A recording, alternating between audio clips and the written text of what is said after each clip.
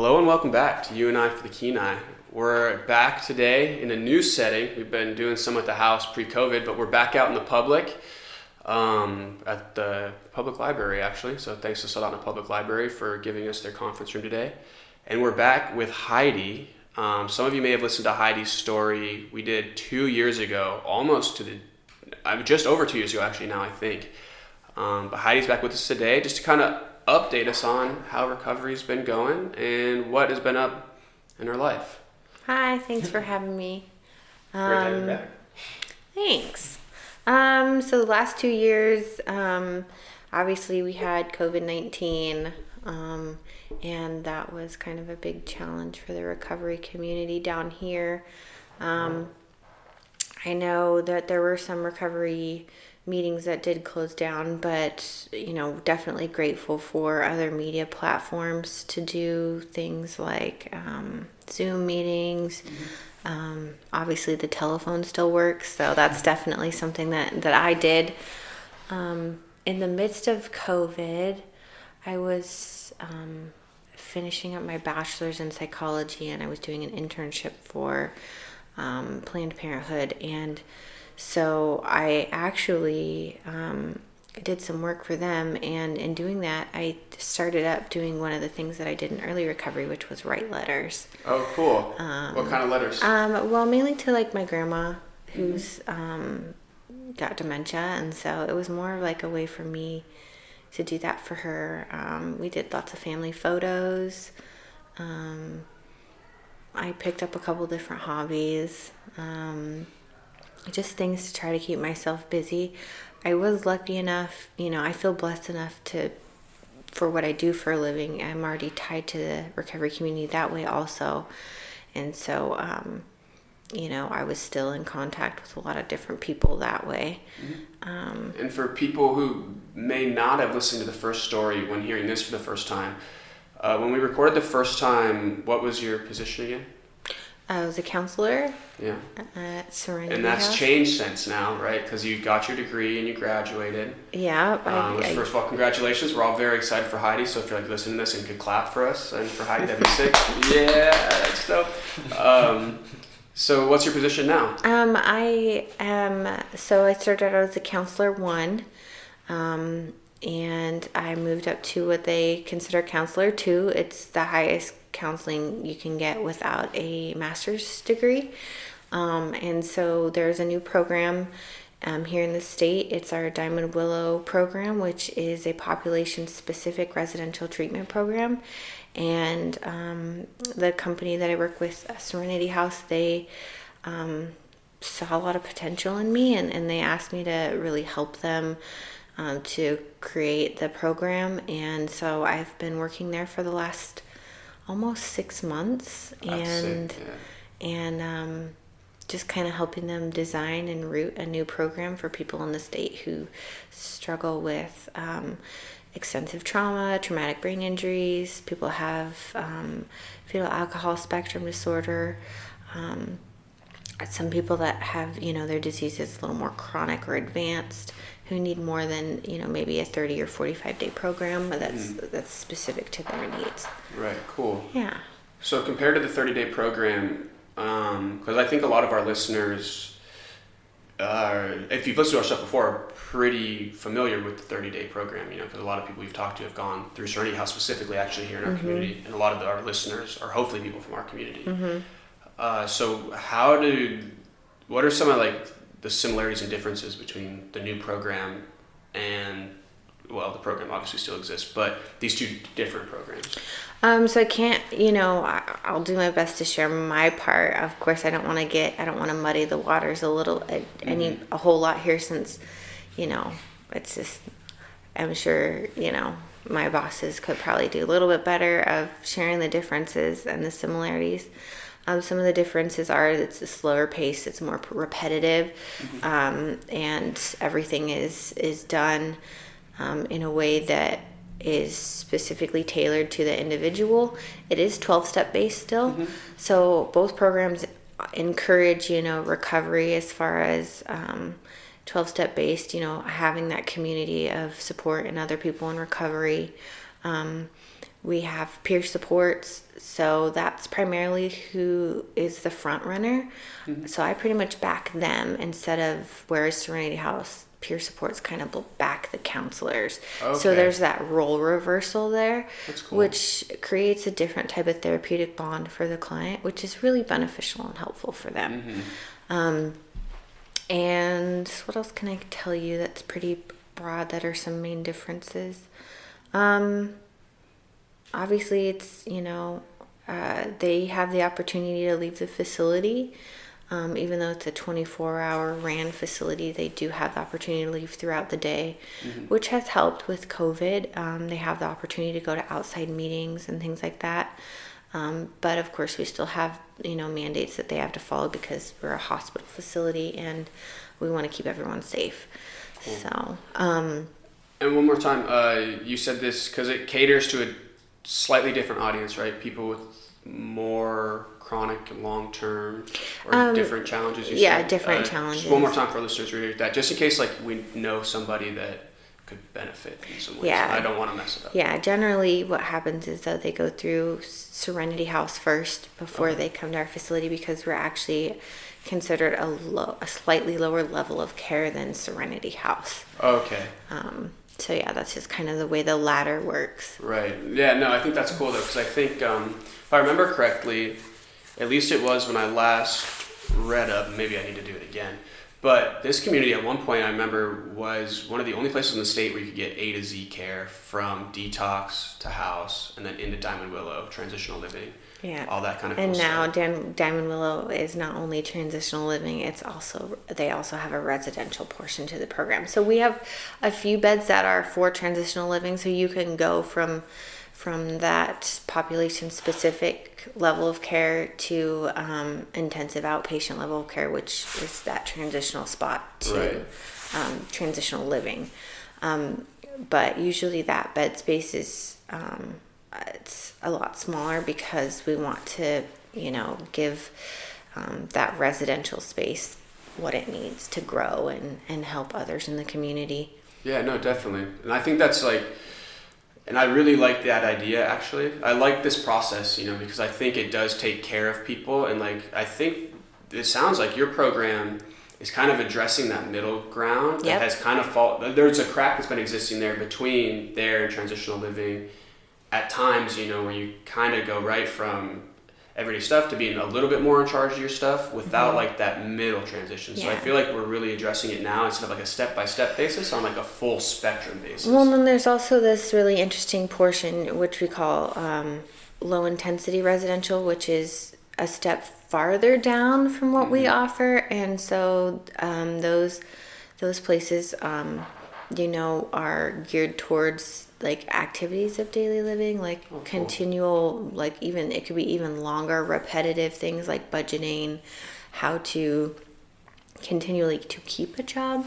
Whereas Diamond Willow, we have an employment specialist, so they'll help you get a job, they'll help you what's appropriate for an interview, things like that. We have case management that works with us exclusively once, each client sees a case manager at least once every 2 weeks.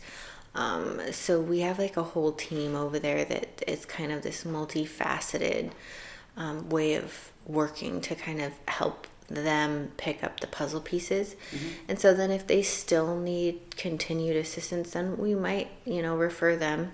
It could still go, they could still be referred for even longer treatment that's even at a lower level of care where they have their own apartment and things like that, so they're not actually living in the facility anymore, and that's usually out of this area, but they still have that option too. Yeah, no, that's really cool. And you got to kind of help plan and write and design some of that stuff. I felt really honored to be asked to be a part of that, and to be a part of that even now is pretty amazing. It's really amazing to watch the recovery community just to continually embrace people like they embraced me, and that's one of the things I really think is unique about our community, is that they're just, and I've even heard people from the Lower 48 who come and visit our community. Like, there's not a lot of communities like our recovery community out there. No, I'll say from my own personal experience, like where I grew up in Montana that I know of, and I could be wrong, I haven't been back there in a long time, but my experience there was kind of like, there is a litany of 30-day to 60-day options, maybe even some 90-day options, but this full spectrum care that like is available here is something that I haven't really seen, at least in my personal experience. So I think like to validate that, I guess, a little bit is my experience as well. Yeah. So I think if you're happen to be in this community and seeking care, like it's a pretty fortunate place to be seeking care, which sounds that sounds a little weird, I know, but I mean, silver lining, I suppose. Yeah, it is a silver lining because I don't believe that, it's a one size fits all either. Mm-hmm. And I do believe that, there's definitely some other phenomenal programs out there in the state that I've seen help millions of people, that, our program, it just wasn't I don't want to say right fit, but we weren't able to give them what they needed. Mm-hmm. And so that's been really beneficial too, to just keep those channels open with them and, help the recovery community. And that's really kind of where my recovery has taken me, it's about giving back. But it definitely does look a little different than what it did 2 years ago. Mm-hmm. And I think COVID that definitely changed a lot of things. One of the recovery communities here definitely has had a really hard time springing back. And, I think just recovery communities in general, they're starting to springboard back, but some of them have been slower than others. And it's unfortunate because we've even lost a couple of meetings. And I think it was because, kind of the controversy of, and I'm going to bring it up, some meetings were willing to meet COVID guidelines and other meetings weren't. Yeah. And, in my opinion, I find that unfortunate simply because, if you look at the traditions of the 12 steps, yes, we are self-supporting and yes, we, have a way of governing, but we also are here to be productive members of society. Mm-hmm. And so, if we aren't following some of those mandates, are we actually being productive or are we harming? Right.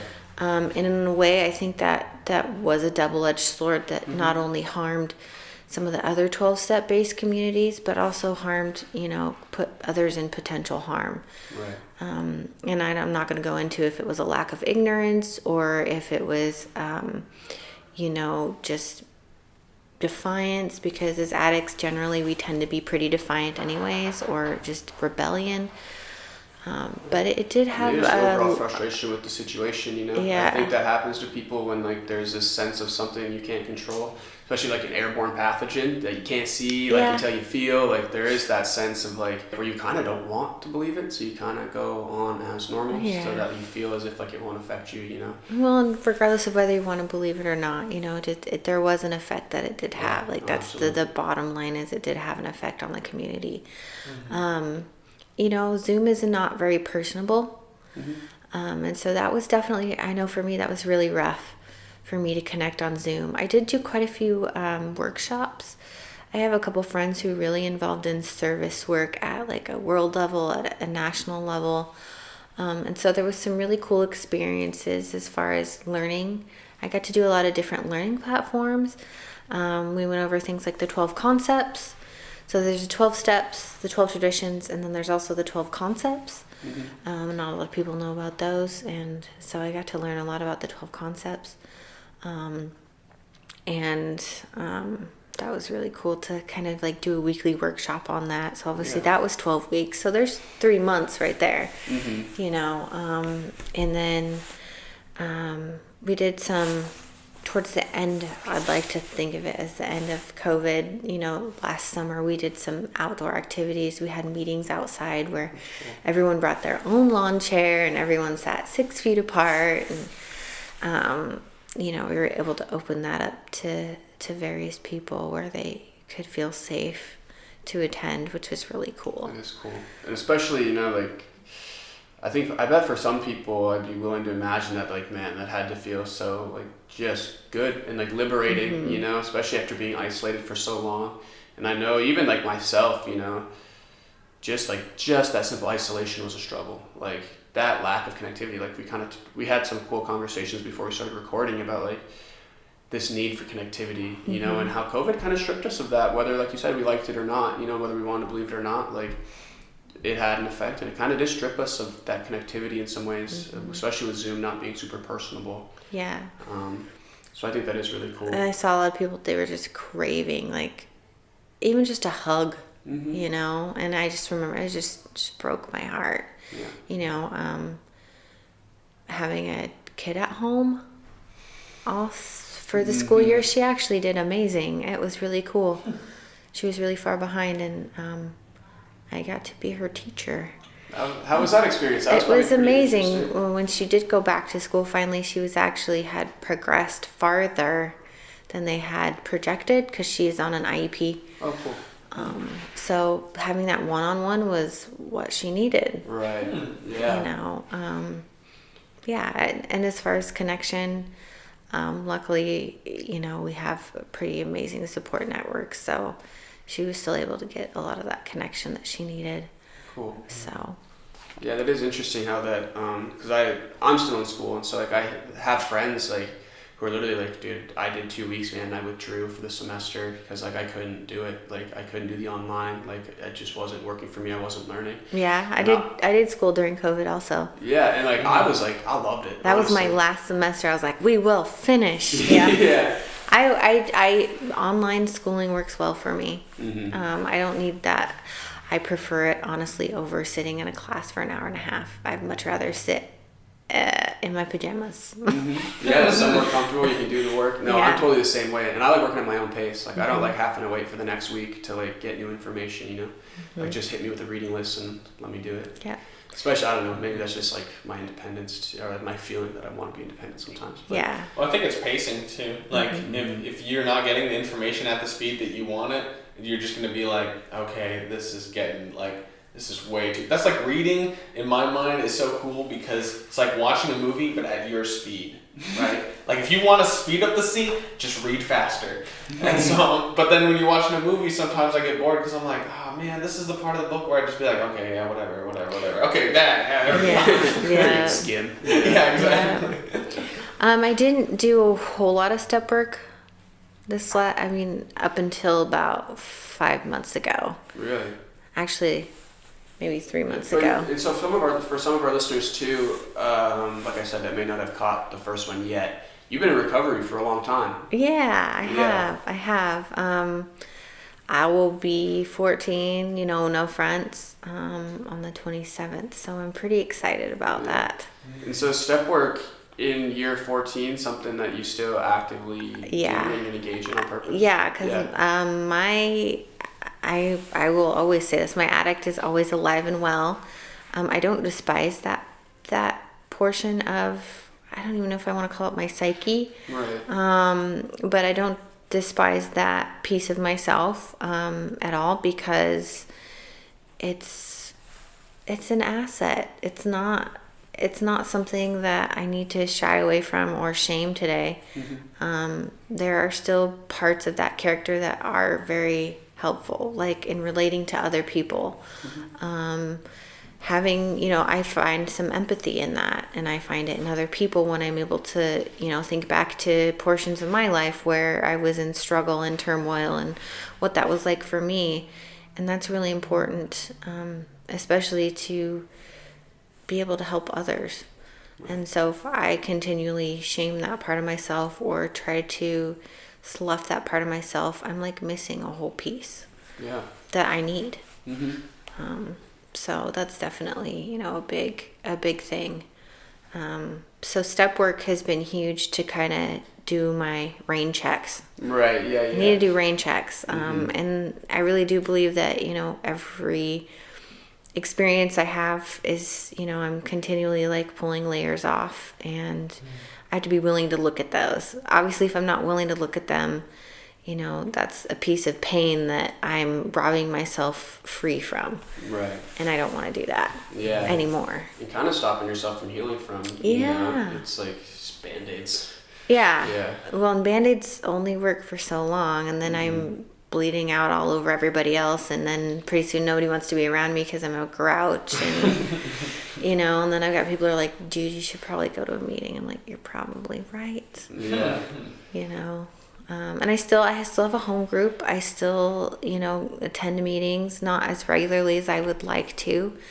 I'm not going to give any excuses for that. I do believe that it's important to attend meetings regularly. I attend on average 1 to 2 meetings a week. I would like it to be 3. Mm-hmm. That just has not been something that has happened recently. And so that's something that I've been slowly working back up towards the last couple of months. Yeah, cool. So what does your step work look like now compared to early recovery? Or even like not necessarily early recovery, because I'm sure it was, if I remember correctly, it was pretty intense early on. It's still intense. This last 4th and 5th step, for those of you that don't know what a 4th and 5th step is, make an inventory of people, places, and things that you resent. Generally you have a fears inventory, you have a resentment inventory, and you have a sex inventory. And sex inventory usually means romantic relationships. It doesn't mean just sex. And your fears list, usually that's people, places, and things, which all boils down to something, why are you afraid? Usually I'm afraid of, I'm going to get hurt. Someone's not going to like me for who I am. It's all shame rooted, basically, is what it comes down to for me anyways. Right. Not a lot of it is my imminent safety anymore. In early recovery it was, so that's definitely different. And then I did a 5th step is where you share it with someone else and of course your higher power. And so I did that with someone else this time rather than my sponsor, because my sponsor was actually gone. Oh, okay. For a while, and I needed to do it like then, because I was in rough shape. I mean, COVID kind of had like this lagging effect. It was like, oh, it's over, everything's fine, and then it was like 3 months later, it was like, bam, like everything hit. Yeah. And so I was in a lot of pain, and so I really needed to do that. And it was definitely a different experience to do it with a different lady. But I'm really grateful I did, because it did show me how much I've grown. I'm willing to be vulnerable with people I don't know, but people that I admire or I feel that I can trust. Right. So that was kind of cool to be vulnerable that way, because I've never really been vulnerable that way. I'm more of a person that's like, I need to get to know you, and I really need to get to know you. Okay, I kind of know you, so we will talk about this, but I just kind of jumped feet first, which isn't something I had done until, most experiences were just early recovery when I had done that. So it was cool to be back at that place. You probably don't have much of a choice, Right. Especially you moved here, right? You're not you're from Washington or Oregon. Yeah, the same. The coast. Just the coast. Mm-hmm.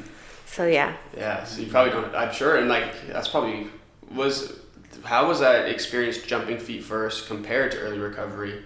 Like you said, you had grown. And so it almost felt natural. Nice. It was kind of cool to be able to be like, like I'm thrusted back in change. I'm always in change, but it did show me kind of how much I've grown. I'm not as resistant to change as I once was. I mean, don't get me wrong, I still stomp my feet and, throw a fit, but I don't see as many glaring behaviors as I used to. Doesn't mean there aren't different ones, but to each his own on that. And of course, I still get to do work on that. So yeah. I've been really curious about. I know you finished your degree. Yep. And so I'm wondering, how has that education affected your recovery or affected your views on addiction, and just like.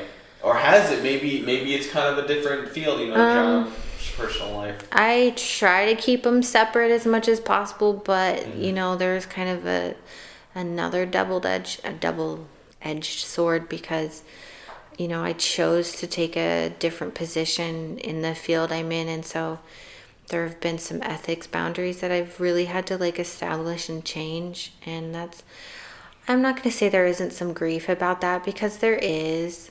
So that means my recovery has looked a little different. As far as my degree goes, I try to keep that separate from my recovery life, because when I'm doing step work, sometimes I have a really big head and my ego really gets in the way. And the reality is I try to remember that the stuff that's being taught in what I'm trying to learn, I have to take myself out of it for a minute and really just like make it really simple. Right. Because if I don't, I'm going to screw it up, because I screw it up every time. So like my sponsor doesn't work in the field of addiction at all. My close friends don't work in the field of addiction. I have one who does, but it's different kind of relationship. And so it's really important for me to keep those two things separate on that end. It is different with work though, because we do talk a lot of 12-step based stuff. So that is also like a different kind of hat there too.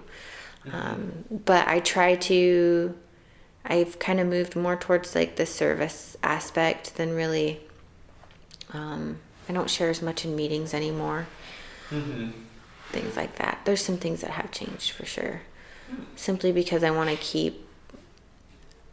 want to muddy the waters. So I don't want to project that idea that, if you get a degree or whatever, that you don't need to do 12-step because you've already learned it all. Right. As if the knowledge was the major limiting factor. It kind of did the opposite. Yeah. Someone says to Heidi, like, you should go to a meeting. Heidi says, well, I'm kind of a psych master, so like I don't really need the meeting. The meeting And needs right there me. is just like straight BS, and that would not come out of my mouth. And I would probably sit there and think about it for a minute, because that's how I am. I'm very much a pause type of person, and I think about what someone has to say and then weigh out, like, do I agree with this or not agree with this, and is this just their opinion, or how much of this is factual? And my brain's always worked that way. So most of the time I'm like, thanks for that. And well, do you want to go to a meeting? I'll be like, sure, I'll take a hostage. You want to go with me? Since you suggested it,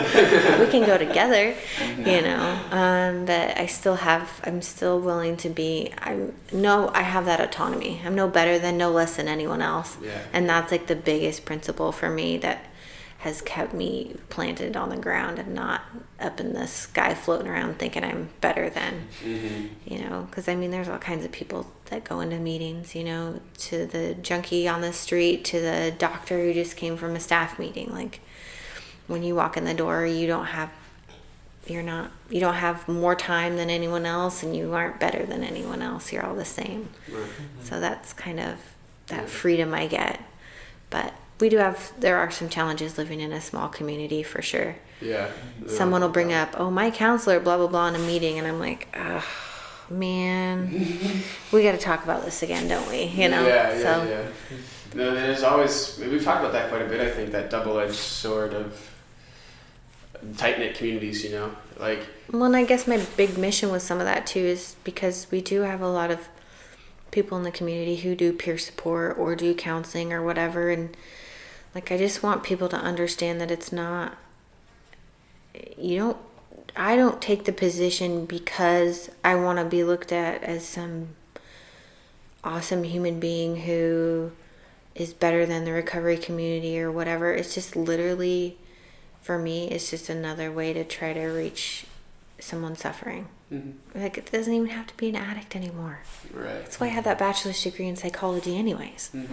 Someday I might decide not to work with addicts. I might decide to work with another population. So it's just, how can I best be of service? And that's really what recovery has taught me. Right. Oh yeah, no, I was gonna ask how, if that's something that's shifted from your goals when you started your degree versus graduating and kind of where you're at now. Yeah. So it sounds like it has, Was that kind of like your idea going into school was that like you were going to be a substance use counselor for a long while? Well, I always shared about how like people are like, oh, someday I'm going to be a substance abuse counselor. Like I never had that idea in recovery. I was like, nope. You know, Oh, really? I had totally different plans, and it just kind of fell in my lap, and I went with it. Mm-hmm. And I've just always loved psychology, so I was like, let's just finish this degree, because I already have just a general associates of arts degree. Right. And I was like, well, what else can we do? Mm-hmm. And I like school, so I was like, I'll just go back, and I got the bachelor's with the minor, and da-da-da. So someday I might change. I don't know. Mm-hmm. Yeah, no. So another like pre-conversation we had was about you going back to get your master's. Is that like eventually something that's like possibly on the horizon for you? Maybe in a couple years, maybe. It's just really expensive Yeah. to go back to school, and I don't really qualify for any like student aid. I did get a scholarship the last year of school though, which was really cool. It was a couple grand, but it was a couple grand, and I actually the last year of school I paid for school all by myself, so that felt really good to be able to be like, I'm gonna pay my student bill, and but I still have some debt from my early 20s where I was young and dumb and for some reason hadn't thought about interest and all that stuff. So, Right. Yeah. so if you are going to go back to school, I really suggest that you look into scholarships and learn some financial stuff before you do it. Right. Yeah. No, for sure. Yeah. Yeah. So I don't know. Recovery's definitely changed and blossomed in different ways, which has been really beneficial. Yeah. Yeah. No, that's cool. Like I was telling Heidi before we started, I really like Heidi's story, honestly. This kind of like was one that I was really excited to talk about, because I think first of all, like for myself even, and for I'm sure other people in fairly early recovery as well, like 14 years seems like a long time, and like it does. I don't know why, but it seems like a long time. And I think like it's cool, not only that like, just staying course and maintaining for 14 years as possible, which like that is something in itself. Like I'm never going to like decredit like someone who does that, who maintains and like does their thing for 14 years. Like that's still hard. It's still cool. But to see someone like really, like you said, like blossom in ways and like really kind of starting to flourish in recovery, and like especially what I really actually think is cool about your story too is like the fact that you got into recovery so young and like have continued to grow throughout pretty much the entirety of the 14-year process, is like, it's something that I just think was really inspirational, that was really cool. Cause like, I think there are some people out there who like, I mean, even when you get into recovery, like you said, like now it's not just about people in their addictions. It's like about everybody now, and whether like it's people in their addiction or just people with some mental health challenges or people just with some self-esteem challenges or whatever it is. I think like, oh man, like whatever your goal is, right? It's like, so yours was your bachelor's for now, and then like your job, and like you're just progressing in those ways. Like whatever that goal is that at one point seems so far, is like there are examples of how it's attainable, and like in a measured, tempered way, to where like it doesn't even really have to be like this one day wake up like super like amazing thing. It kind of sounds like you took it as it came and like just take some time to think about your opportunities and like kind of take it as it comes, and like your recovery as well. It seems like still doing the steps, still working through some things that were probably present 14 years ago. Like I don't know, I just think this continual growth process is like something that people need to know is possible. Yeah. And like 14 years, 28 years, the next 14 after that, like are all there and like doable, and like, yeah, it's just all possible, and I think like that's just the first big hurdle, like for a lot of people. Right. Well, and like 14 years of recovery, I was just counting on my hands, so I'm actually going to be 13, not 14, because I did relapse after 9 months. Oh, right. Yeah. The first time, I'm like, wait a minute. So, I mean, that's bad when I like forget how old I'm going to be, but maybe it's like a mid-30s thing. I don't know. Yeah.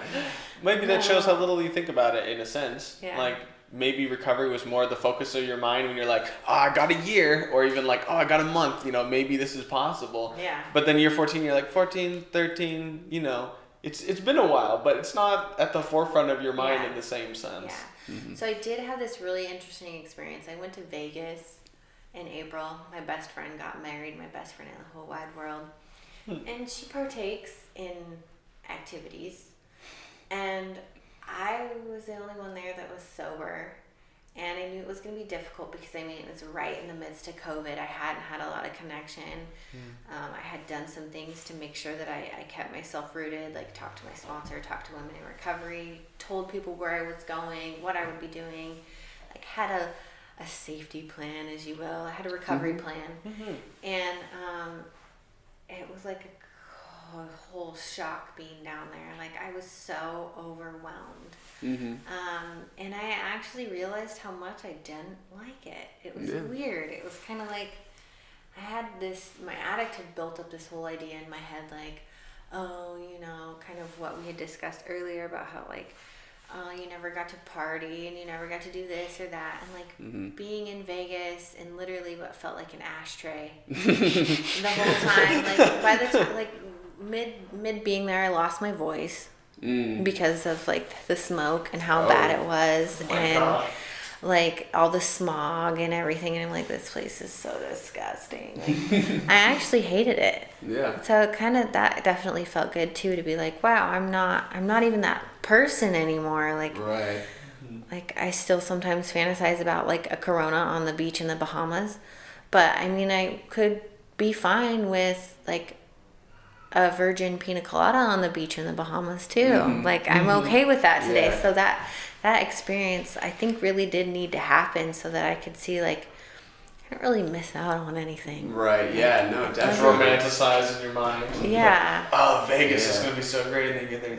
Oh, so great. Yeah, not so great. I didn't win any money. Boo. I lost money. What? We did drive. We drove from Portland to Las Vegas, and we stayed the night in Lake Tahoe, which was cool because I'd never been to Lake Tahoe. So we did a whole road trip. Drove through Death Valley. Oh, that was dude. so cool. That is awesome. So I've had some really awesome experiences this last year for sure.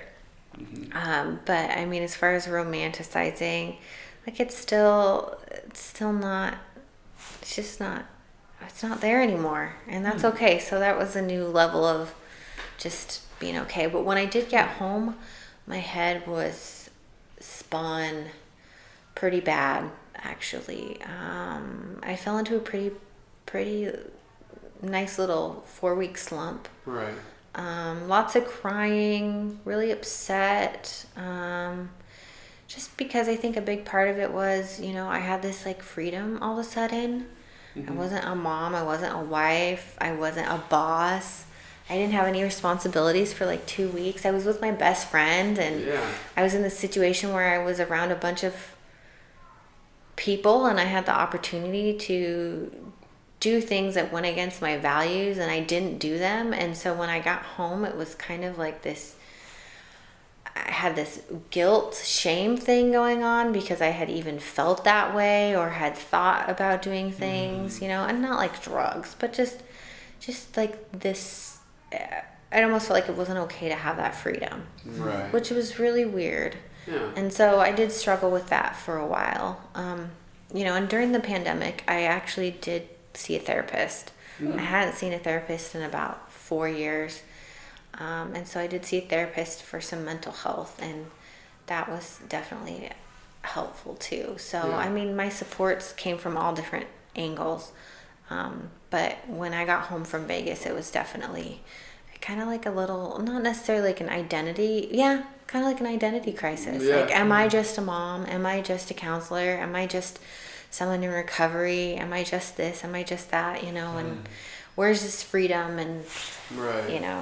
Once again, my addict was alive and while trying to chase that freedom, because things always look so much shinier and prettier on the outside. Yeah. And so like Subtle I said, saying, whatever shines isn't gold. yeah, whatever glitters isn't always Yeah. gold. And that's actually what it came down to. So it wasn't until a little bit after, I want to say beginning of June, before I actually came out of it. Wow, yeah. Yeah, I really came out of it. And that was literally what it had boiled down to, is like, not everything that glitters is gold. Right, You know? And I really just kind of had to come to that, like, that's kind of where it's at. So, and same goes for recovery. Everyone thinks that, you know, you're going to get into recovery and it's not going to be rough. And so that's not true. Yeah. So, No, definitely. So. There's some hard work that's going to have to be done. Yeah. You know, it's going to be, and especially like when you're working through some of those root causes, you know, like, especially for people getting into early recovery, like, I feel like sometimes that's a barrier, even subconsciously, you know, that like, it's going to be painful at first, at least, you know, and like you said, at times but I think that's like it's like a function of life, you know, like life at times is going to be painful regardless of your intrapersonal situation, you know, like there are going to be external pressures and pain throughout life. And at least now, like with recovery, you have some tools, you know, to like cope, really. Yeah. You know, we always go back to like those coping mechanisms, like in almost every podcast, I feel like we talk about coping mechanisms, but I honestly am not like upset about that in any way, shape, or form, because I think they're so important. Well, no, you have to have them. Like, and recovery teaches you that. It always teaches you that. Pick up your phone, call somebody. That's a coping mechanism. Go to a meeting. That's a coping mechanism. Pray. That's a coping mechanism. Meditate. That's a coping mechanism. Like, they become the mechanisms that we use instead of using drugs or alcohol. Like, we've literally replaced one thing with another. So we've taken something that we're replacing that's unhealthy with something that's healthier. Right. Not saying that it's always like the best coping mechanism, because one of my favorites that I still battle with is, I don't like something or I don't like a feeling, I'm gonna go take a nap.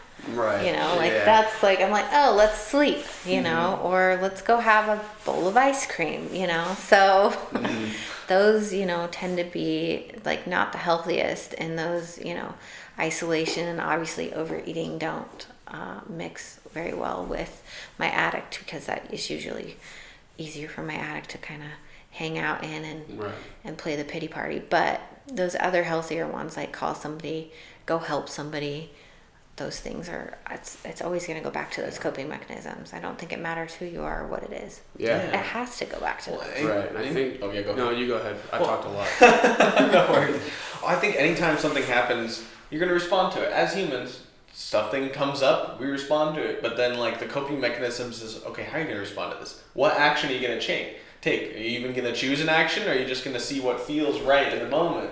And, like, man, I totally relate to that, because last night I was like, man, I'm tired. Ice cream sounds amazing. No, actually, sleep would have been the solution, but I had ice cream because I didn't think about it. I was just like, this sounds good right now. But then, like, to take and make, even you saying, oh, you know, I had a safety plan in Vegas, and you kind of were like, it's kind of ridiculous. I saw the look on your face almost, but no, because that's like, if everything goes to crap, basically, what are you going to do? And you're making that choice before it even happens. So smart. Because if you're relying on your motivation at that time of like, how am I going to feel? Oh, man, that's risky, because I don't know how I'm going to feel in an hour. Like, that's just up for grabs, more or less.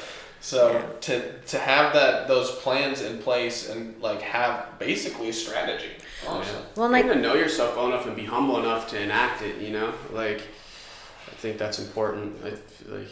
And maybe even like not even people in recovery, but just like people in general, you know, like, oh, you know, I'll, like, whatever comes about, I'll be able to do it, you know, like, I'll be able to handle it. And like, that's a little bit, for all of us, I think, and myself included, it's a little bit delusional, you know, like, it's always good to at least have like some sort of plan. Something. Yeah. I mean, even just like in general, you know, like, and one obvious, like, I have this little mantra that I use, just like smile and breathe, you know?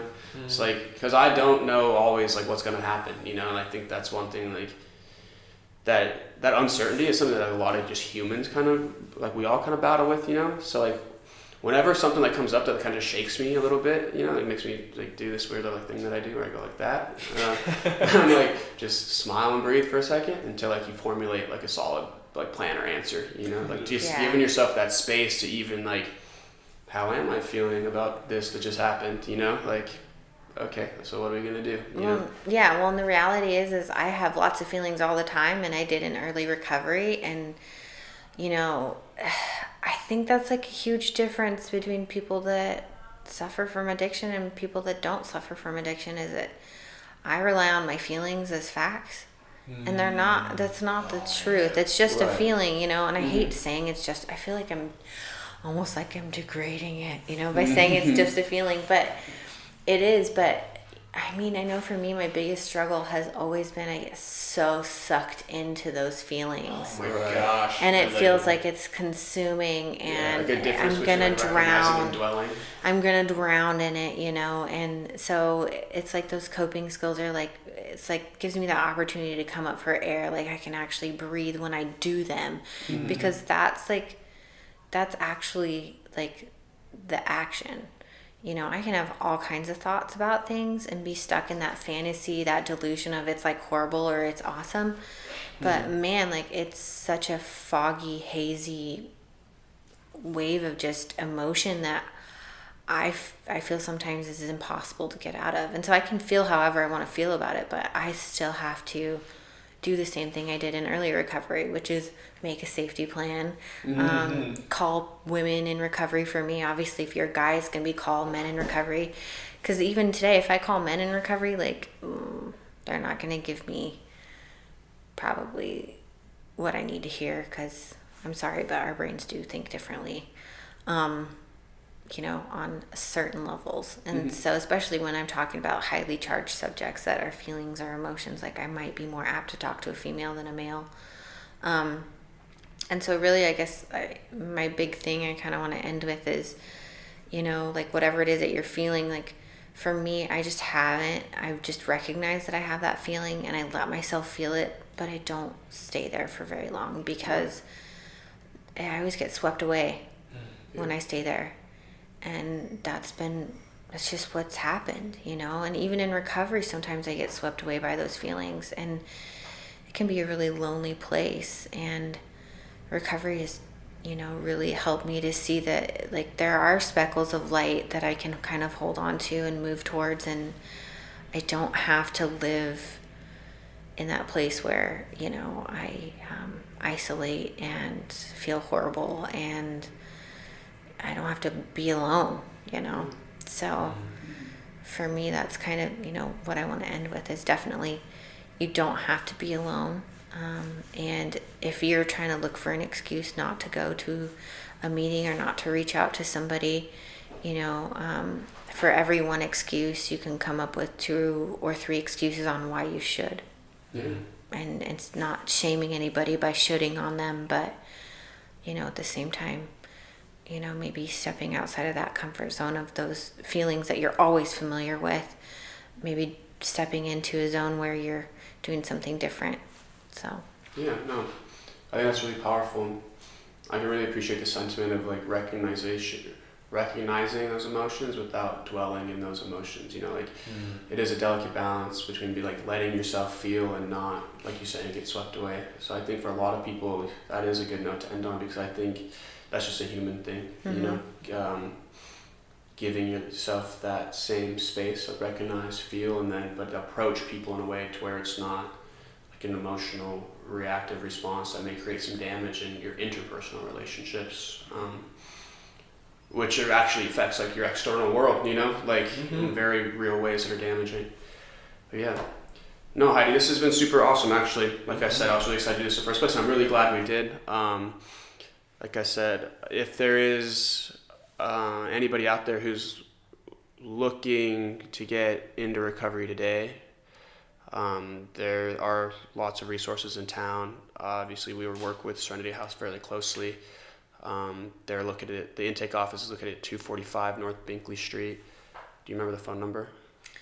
907-714-4521. Awesome. Yeah, I always forget the phone number. But I do know We always got a quiz at the end. Yeah. Do you know the phone number? They're usually open Monday through Friday, 9 a.m. to 5:30 p.m. You can call their intake office and leave a message. If for some reason they'll get back to you as soon as they can. We have an awesome staff that works really closely. Most of us are in recovery or have an extensive background in recovery. We know somebody that's in recovery or we've been directly affected by addiction. And they also work with a lot of other partnerships in the community to change for the Kenai specifically. So maybe if you're interested in volunteering, you can get a hold of one of these guys, or Sherry Connor over at the intake office, and she can point you in a couple different directions depending on what you want to do, or how you want to help. Definitely. Yeah, no, thank you so much. I'm really glad we got the opportunity to do this again and catch up with you and kind of celebrate some of these experiences of the last couple of years. Kind of, hopefully, you know, if anybody, and the other thing too is if anybody's struggling now and is in just recovery long term, you know, and is kind of having some of these like, man, I shouldn't be having some of these same thoughts, you know, I shouldn't be having, I don't know, just setting expectations for yourself that are kind of unreasonable. Like, just know that you're not alone and that like those are valid, really, you know, and that like it's, if you do the work, it's going to be okay.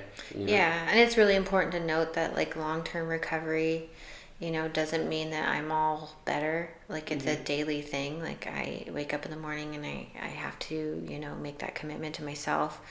And, you know, the other part of that too is just because I have clean time doesn't mean that I'm not human and I don't struggle with addiction, because it's not necessarily, you know, something that is going to go away just because I work some steps and I go to meetings and, you know, I have to put some work behind it and I have to continually do that. And that might look different for everybody. There's some people that don't do 12 step that have great lives, and my hat is totally off to you. I just know for me, you know, this is my story, and I have to be, there's certain things that I have to do in order to maintain and keep recovery. Otherwise, you know, I've shown myself time and time again what happens when I don't have, well, I guess a safety plan. So, thanks. This is Unite with Kenai.